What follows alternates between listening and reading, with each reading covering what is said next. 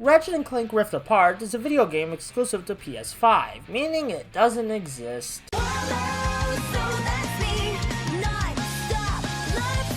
Jokes aside, between this and Returnal, the PS5 has finally been receiving games that it can call its own instead of sharing them with the PS4, and as one of the 10 PS5 owners at the moment, that's quite cool. But because I'm one of the 10 PS5 owners, the rest of humanity can't experience this game yet. Because of this, I'll only show footage from the first hour of the game in this video, and won't be talking about the story. Though spoiler-free opinion on the story, it's pretty funny, heartwarming, and the new characters are fantastic, especially Rivet, who may or may not have turned me into a furry, but let's worry about that later. Rift Apart is the first Ratchet and Clank game since 2009's A Crack in Time to receive a high budget and a lot of focus on Insomniac, as games after A Crack in Time had lower budgets with less of Insomniac's top staff working on them. As for how the game plays, Rift Apart takes the core roots of the 2016 Ratchet game on PS4 with the weapon skill trees and fun gunplay, and improves upon it with some new mechanics and DualSense magic. Now with the power of the PS5 controller, you'll feel really satisfying and unique vibrations depending on what attacks you do, which helped me get immersed into the world and gameplay during my time with it. What helped my immersion was the consistently satisfying progression, as while you do switch between Ratchet and Rivet throughout the game, they share the same stats, so if Ratchet levels up his health, Rivet will also have more health when you switch to her. Yeah, it doesn't make sense for the story, but it does wonders for the game's pacing, which I think is more important. Speaking of pacing, that is further enhanced by the PS5's SSD loading everything super fast, which also leads to some creative levels where you switch between two completely unique areas to solve puzzles. This isn't even mentioning the amount of graphical polish the environments and character models receive, from Ratchet and Rivet's fur textures, to the various robot characters' shiny metallic coating, to the effects different weapons have on the environment. Yeah, I know graphics aren't everything, but they're still an important part of a game, but the problem is some companies think that good graphics can make up for lackluster gameplay, but Rift Apart doesn't do this. It's a consistently engaging experience that prioritizes fun and charm over being a bloated 100+ hour adventure. Even if it's only 10 to 12 hours long, you could still get a lot of replay value out of it through New Game Plus, harder difficulties, and collectibles, which is way more appealing to play and replay than an open world game with a bunch of mediocre tasks. I highly recommend Ratchet and Clank Rift Apart when you eventually get a PS5. It does a great job showcasing the system's unique features along with being a plain old fun video game. Also, Rivet.